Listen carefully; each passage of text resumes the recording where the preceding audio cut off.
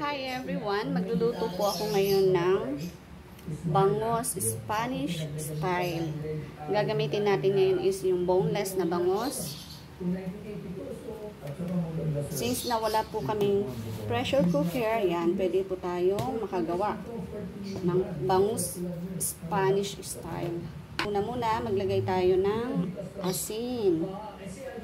Siguro mga 2 scoop yan. Tapos, ilagay natin yung ating bangus. Boneless na po siya. Ayan. Babad natin.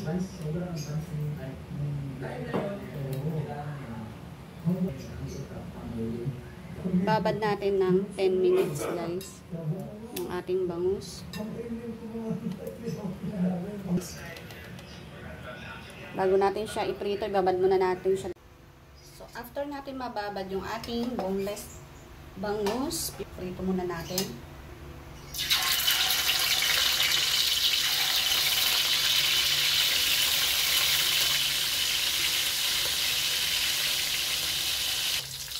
So, yan, binaligtad ko na po yung ating boneless bangus. Yan, luto na yung ating isda. Ilalagay na natin siya sa ating kaserola.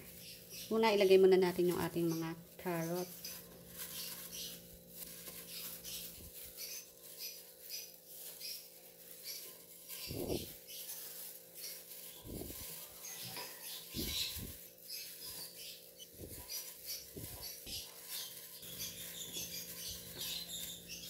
Sunod yung ating bawang.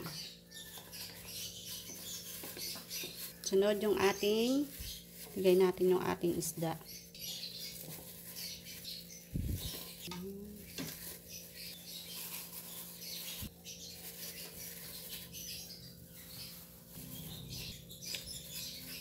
Lagay na natin yung ating paminta.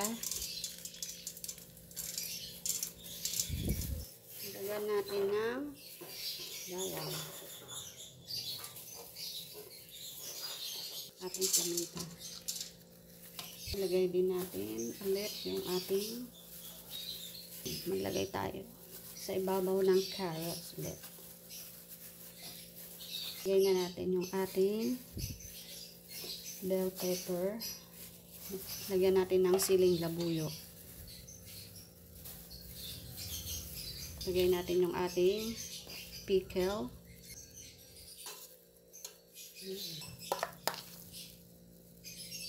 Natin yung dahon ng laurel. Dapat nasa ilalim siya. So, yan po. Ang ilalagay natin ay olive oil.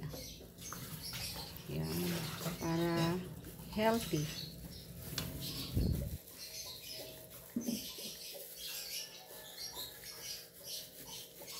Lansyahan nyo na lang yung olive oil.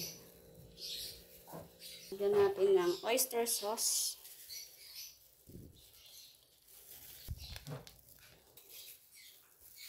Lalagay tayo ng tubig. Kalahating baso.